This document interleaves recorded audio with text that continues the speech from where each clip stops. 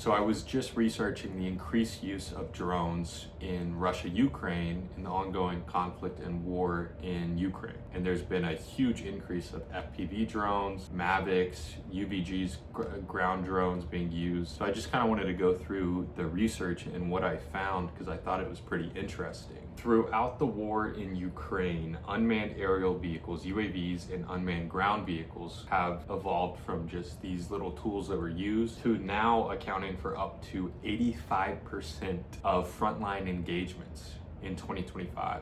So 85% of the war was fought, or they used FPV drones or ground drones. They use these different drone systems to fight the war. 85% of the frontline engagements that happened, drones were involved, which is pretty staggering and pretty significant. And it shines light on the insane versatility that these systems have and the way that Ukrainians and the people fighting for Ukraine are able to modify these different systems.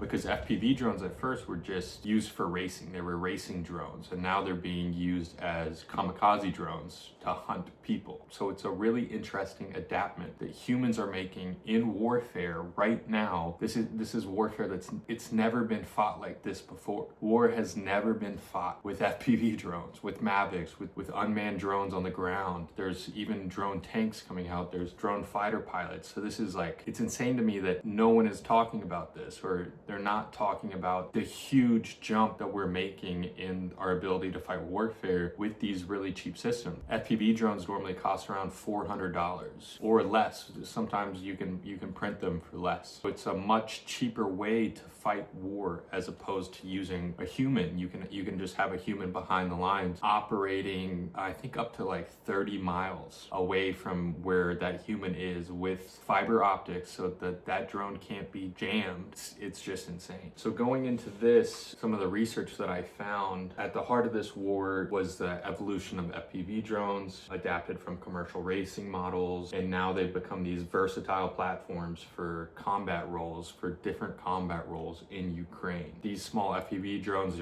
they're all quadcopters, cost as little as $400, and they enable operators to conduct precision strikes beyond the line of sight, transforming them into kamikaze weapons that hunt enemy personnel and vehicles with improvised explosives. And then these FPV drones, they're adaptable, they're modular, so you can attach sensors or release mechanisms, and then a single FPV unit can drop munitions on fortified positions, pursue retreating soldiers, and then it turns the tide in these little localized skirmishes. It makes it so Ukrainian forces aren't exposed to direct fire, and they win these skirmishes because it's so hard to fight FPV drones. Mentally, it's scary to be chased by an FPV drone. It puts terror into the enemy, into these Russian soldiers. And a lot of these Russian soldiers don't even want to fight this war. Alongside the FPV drones, you also have Mavic drones. They're these huge consumer-grade quadcopters. Ukraine is currently militarizing them for intelligence, surveillance, reconnaissance, different ISR tasks, and they're able to provide invaluable resources in their ability to help secure the front lines, to monitor the front lines, to have moving cameras that can monitor the enemy's position. One thing that I found really interesting was these Mavics are able to serve as eyes for the artillery unit, providing real-time adjustments that enhance strike accuracy and minimize collateral damage altogether. So you have these artillery units behind enemy lines, coordinating with frontline troops using Mavics to precision strike the enemy. So you have these recon drones. That drone operator is telling the artillery unit, hey, you missed, rotate this degrees, move this degrees, which is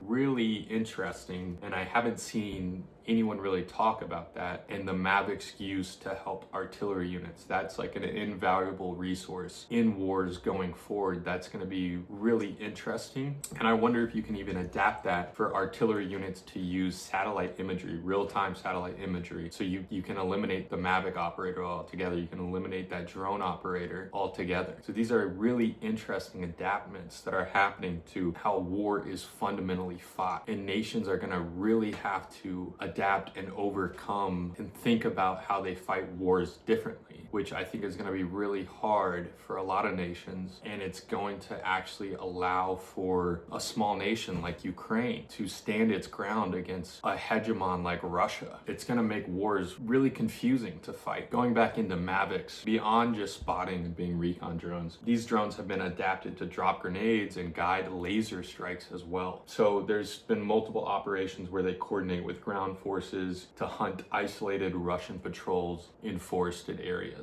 This integration is fostering a layered defense strategy where Mavics secure perimeters by detecting infiltrations early and then allow human troops to respond from safer distances, often with FPV drones, and preserve manpower in this war of attrition, which Russia's really making this war a war of attrition. And this use of drones and drone technology by the Ukrainians, that's how they're able to stand their ground. And on the ground, we have UGVs, including drone tanks and drones with guns strapped to them, miniguns oftentimes, which is representing this next frontier of the fusion of robotics and armored warfare. So UGVs are often tracked or wheeled, such as the Rattle S or Ironclad models. They've been deployed in Ukraine for high-risk tasks that would otherwise endanger soldiers, including dragging mines across contested zones or to clear paths of mines, and oftentimes they lay explosive traps.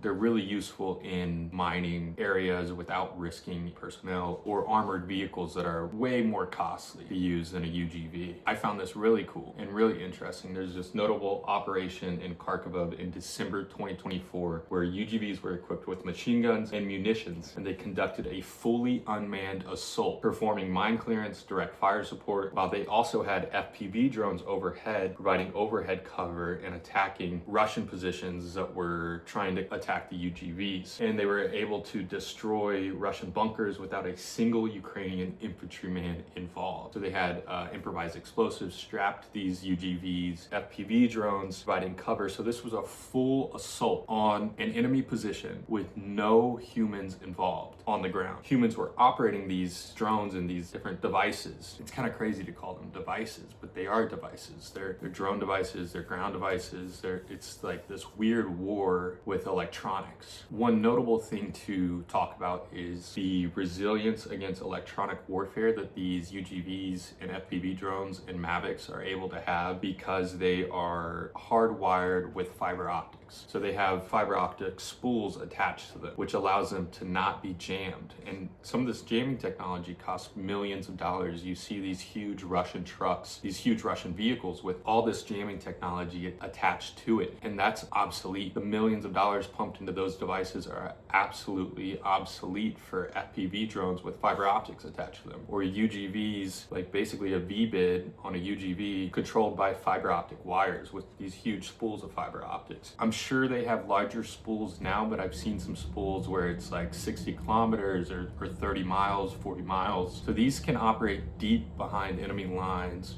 and you're unable to jam them, which is pretty terrifying for the enemy. So soon you'll have a front line and then you'll have military personnel much further back to kind of get away from the range of the fiber optic drones. So it's going to be this really interesting war where it's this constant adaptation to new technologies, to being, you're going to need analysts. You're going to need all these people analyzing technology, analyzing footage from Mavics, from FPV drones to see what the enemy is doing with their technology and the adaptations that they're making. It's going to be really interesting. And this is like a laboratory. Russia-Ukraine has become this laboratory for tech companies and for warfare, on how warfare can be fought different and cheaper without risking human lives. There's also drone jets, and I haven't seen them used in Russia-Ukraine or used at all yet. I know Anduril Technologies, I believe it's Technologies or Anduril Industries, is making drone jets, which are basically, the CEO, Palmer Luckey, describes them as a loyal wingman. So you'll have like manned fighter jets with a convoy of drone jets where the pilot is able to probably vocally tell these jets where to go, what to do, and these drone jets will also be kamikaze drones. They'll be able to attack enemy fighters in the air. They'll be able to attack ground positions, which makes these fighter jets more dangerous and more adaptable to warfare and their fighting technologies. It adds this whole layer. Where things get really interesting is having all these different drones use neural networks, or so-called AI, to talk to each other. So the drones won't just talk to their operator. They'll actually be talking to each other and analyzing footage from other drones from other areas to better make decisions. This is something that Angel Industries is working on, having these neural networks with these drones where they're able to identify enemy positions, enemy movements. They're able to kind of track enemies even if they go behind cover.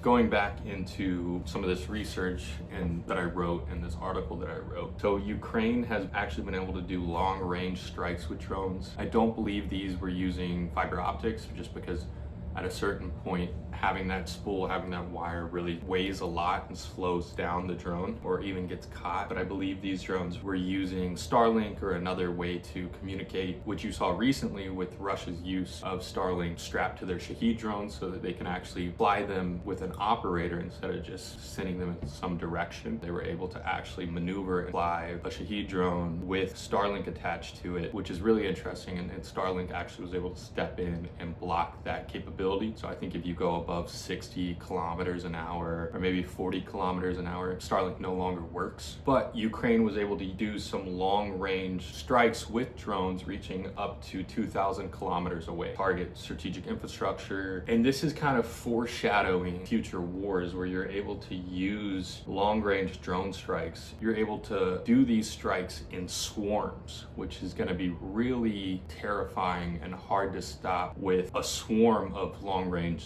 capable drones. It will basically overwhelm the enemy's defenses. And Russia is actually kind of doing a similar strategy on Ukraine right now, where they're sending a lot of drones in to overwhelm air defenses and then send missiles in to target energy infrastructure. And they're doing this around all major cities in Ukraine right now. And that's why we're seeing this winter blackout of Ukraine, where their energy infrastructure is being pretty brutalized. It will take about 3 to 4 years, if attacks ceased right now, to fix this energy infrastructure of Ukraine. So that's really detrimental to Ukraine, but you're also going to see Ukraine responding with similar strikes to Russia. And as autonomy advances, propelled by AI models that enable target recognition, navigation without a constant human input, you're going to see drone-only wars inching closer to reality, where these wars are only fought by drones. So you're going to have on both sides AI controlling drones, targeting drones, and also targeting infrastructures. So moving forward, we're going to have to really propel our tech for air defenses and for securing areas of drone strikes.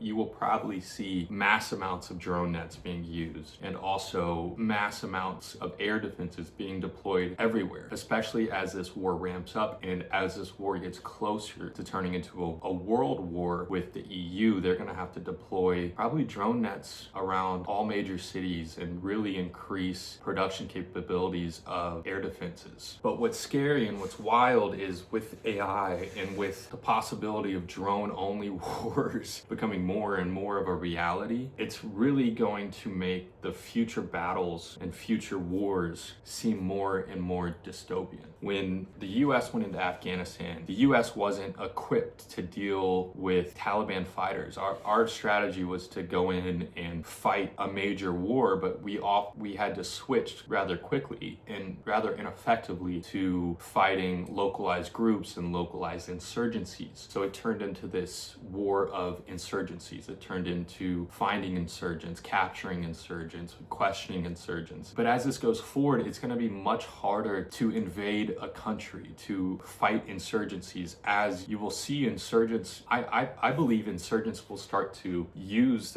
these FPV drones and these Mavics to control air areas. So you might even see a rise of insurgencies across nations, especially across the Middle East, where they are already deploying Mavics and FPV drones, just not to the scale that we see in Russia, Ukraine. It's going to be really interesting. The future going forward is going to be very difficult to fight, and we're going to have to really adapt, and it's going to make AI and technology and people who know how to modify that technology more and more important. You will also see this increase in production capabilities in manufacturing drones and drone technologies. That will become crucial to any nation who wants to be successful and to maintain its sovereignty as a state. Every nation right now needs to pump a lot of money into drone technology, into drone defensive technology, and offensive technology. So we need a rise in manufacturing for drone technology, not just on the software side, but on the physical side, on actually figuring out ways to make drones on a large scale. Right now, I believe annual production in Ukraine is reaching millions. So annually, they're making drones in the millions, and that's going to be crucial for any state that wants to remain sovereign going forward. So this evolution of technology and drone technology and warfare is going to make wars daunting. It's a whole new battlefield out there for any nation, and I would urge any nation to start investing heavily into their drone capabilities and their drone defensive capabilities. I don't think the US is doing enough work in this sector. I don't think the EU is doing enough work in this sector. China is doing a lot on the drone technology side. Right now, the only public firm that I know about, and then they're not public, they're not IPO'd, but Anduril Technologies or Anduril Industries is doing a lot of work in this sector. And one thing that makes them really valuable is they're designing their drones in a way that it's super easy to make. They're minimizing the parts and they're maximizing the production efficiency. So I saw a clip where Palmer was talking about how any factory could essentially make the technologies that they're making because they're simplifying them. And that's going to be crucial going forward.